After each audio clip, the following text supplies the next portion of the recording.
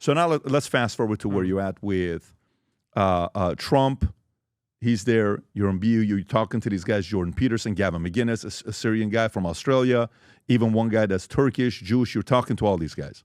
What is that looking like? What's happening with you at that time? So we're debating. We're really kind of getting down into what it means to be right-wing. Because like I said, I'm having this evolution. I was libertarian from like 12 to 17. Trump kind of changed the way I think about things. Then I'm in college, and I'm meeting these people, and I'm on Twitter. I'm looking at all these new intellectual figures, and we're debating, for example, the idea of race. Immigration is the issue of 2016. We're talking about illegal immigration, legal immigration, and we're talking about the big topic is the demographic change. America was a white country. It's becoming a non-white country through immigration. And we're talking about the impact that that's going to have. What does it really mean for us? Yes, they're going to vote Democrat, probably. Will they vote Democrat forever? Yeah, they're not quite like us. Can they ever be like us? What does it mean to be white versus black, or white versus any other race for that matter? And we kind of get into the idea, I guess maybe the big idea is the politics of identity. That politics maybe is less about, whereas libertarians are obsessed with individualism, which is an abstract concept, the individual as it relates to the state. This is abstract. We're now talking about the politics of identity, which is concrete, which is particular, not general, not abstract, but concrete and particular. You have white people and black people. They come from specific places, and they bring with them their genetics. They bring with them their culture, their way of doing things. And we're saying we less believe in conservatism than we believe in America specifically. And that was kind of, I guess, the big pivot I made.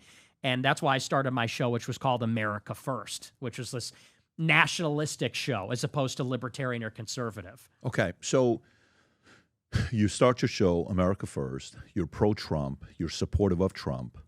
You're going through what you're going through. Give me a couple inflection points where you start kind of flipping and you're no longer pro-Israel. What were some of those events? Was it a book? Was it a conversation? Was it things you studied? What was that like? Well, the biggest thing is that I met this girl named Cassie Dillon. She was a fellow at Daily Wire. She now goes by Cassie Akiva. So she was in school around the same time. She was in Western Massachusetts studying. And we met because we ran in the same college Republican circles. And she's the one that got me this show at RSBN, Right Side Broadcasting Network. Yes, that's her. So she's still with Daily Wire? Yeah, she was there. She left, and then she came back. Okay.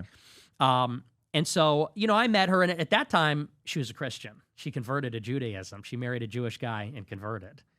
When I met her, she was a Christian, or she had been raised Christian. And we became very good friends. We went to the Christmas party, and we hung out, and I went on her show, and she got me my show. Nothing like a attractiveness, just a friendship.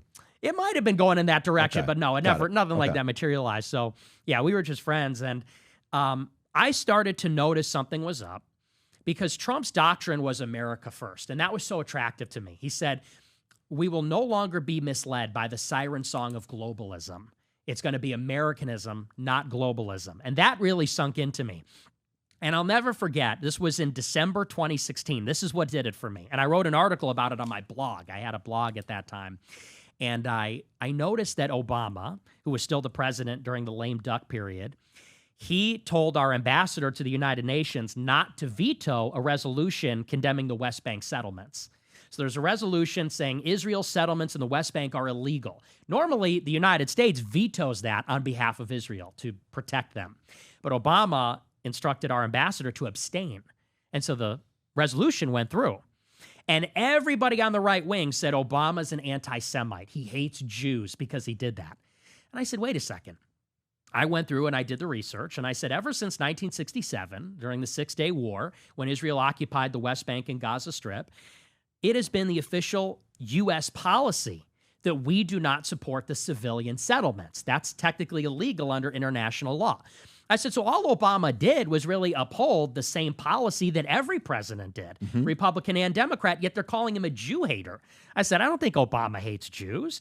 Obama's supported by the Jewish left. People like Saul Alinsky mentored him or influenced him.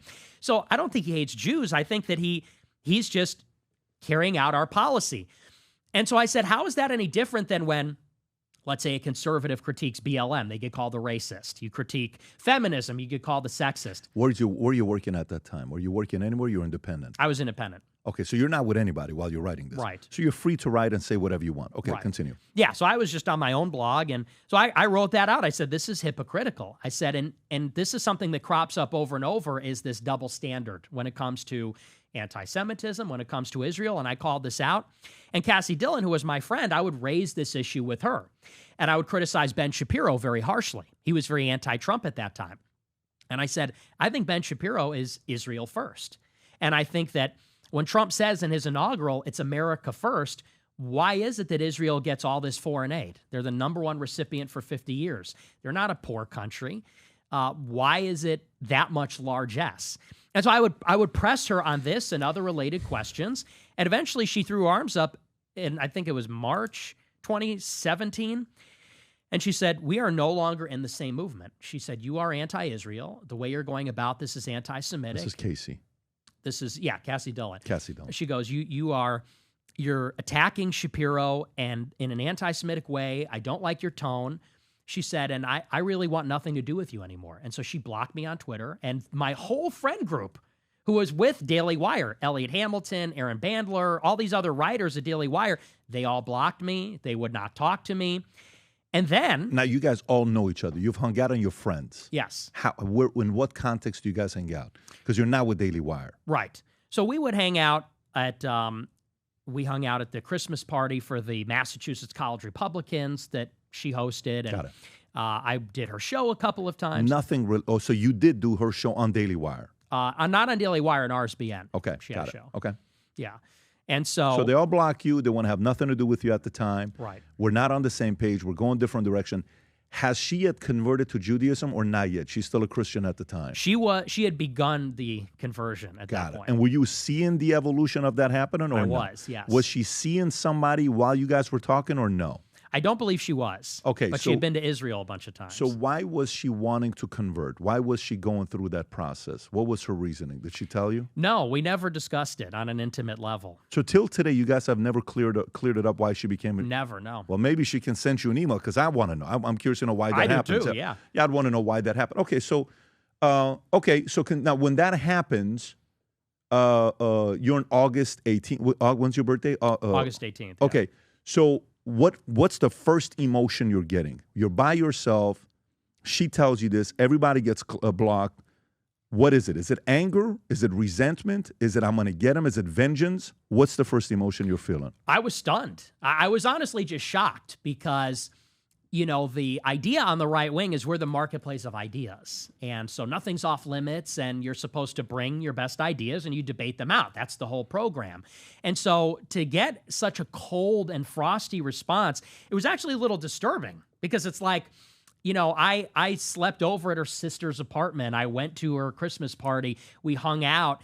We disagree on this issue, which, by the way, isn't even an American issue. It's not like we had a falling out because I became some communist or anything to do with America. It's because I didn't support a foreign country.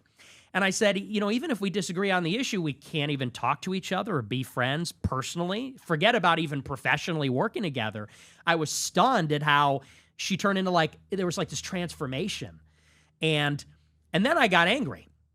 And I would talk about this on my show. I would kind of go on the show, and it made me lean into the issue because I said, clearly something is here. It's being treated differently than other issues. Would you say, at that time, you're how old? 19 years old-ish? I was 18. 18 years old. Okay. Up until that time, have you ever been offended the way you were offended by Cassie? At that level, that kind of a pain, that kind of a... I don't think so, no. Okay, so that's the first moment where what do you mean? I'm just being reasonable. I'm just questioning things. What's wrong with that? Why do you not want to have a relationship? Because so that's the feeling you have at the time. Yes. So you're going in on it. You're getting stronger and more vocal. Who are you, in your mind, are you saying this is because Ben's in her ear? Who in your mind at 18 years old are you saying this is why she flipped? Who are you thinking about? I don't think I was thinking about it in that way. I didn't even really have a concept of in what way they were organized. And by that, I mean the pro-Israel lobby or influence operation, I had no mental model of what that looked like. So to me, it just came across as groupthink. To me, it came across as that's a dogmatic plank of conservatism. And I didn't really see it as maybe proceeding from a higher level or anything like that. Got it. So, but are you at the time, are you calling around saying, why did this happen? What was this all about? You know, are you asking your peers, why are they not talking to me? Hi, I'm Nick Fuentes. If you want to text me or call me or ask me a question, you can find me on Minect. If you enjoyed this video, you want to watch more videos like this, click here. And if you want to watch the entire podcast, click here.